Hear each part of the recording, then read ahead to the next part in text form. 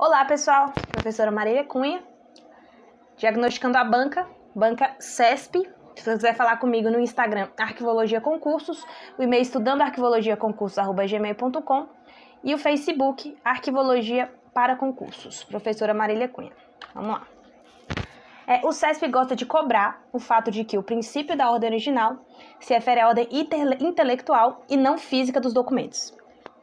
O que significa isso? Quem não estudou ainda, o princípio da ordem original fala que os documentos devem ser mantidos no arranjo de qual eles foram produzidos. O que significa isso? Muita gente entende que significa que, digamos que eu tenho uma pasta, aí essa folha foi criada e depois foi colocada essa folha atrás dessa, e aí essa outra folha, e manter essa ordem original. E não é isso. Essa ordem original se refere ao contexto em que os documentos foram produzidos.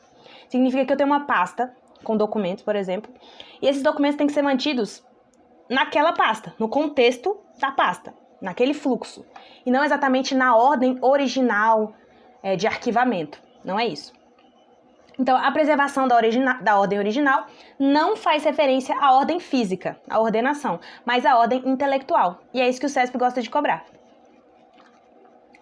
Questão de 2012, o princípio da ordem original não faz referência à ordem material, ele faz referência à ordem intelectual de acumulação dos documentos. Exatamente. Não é sobre a ordem material, a ordenação dos documentos, o arquivamento, e sim a ordem intelectual, o contexto e o fluxo. Está certo. Mais uma. A ordem original dos documentos de um arquivo é o fluxo natural com que eles foram produzidos, e não os detalhes de ordenação do arquivamento no setor de trabalho. É exatamente o que eu falei. A ordem original é o quê? O fluxo, o contexto de produção e não os detalhes de arquivamento. Questão certa. A preservação da ordem original, defendida pelo princípio do respeito à ordem primitiva, não faz referência à ordem física, mas à ordem intelectual, justamente. Não é a ordem física, e sim é a ordem intelectual. Tá certo. O princípio da ordem original não significa, na prática, a manutenção da ordem material dos documentos, mas do contexto em que os documentos foram naturalmente acumulados. Exatamente, tá vendo? As mesmas questões, em anos diferentes, tendo a mesma ideia, que é o quê?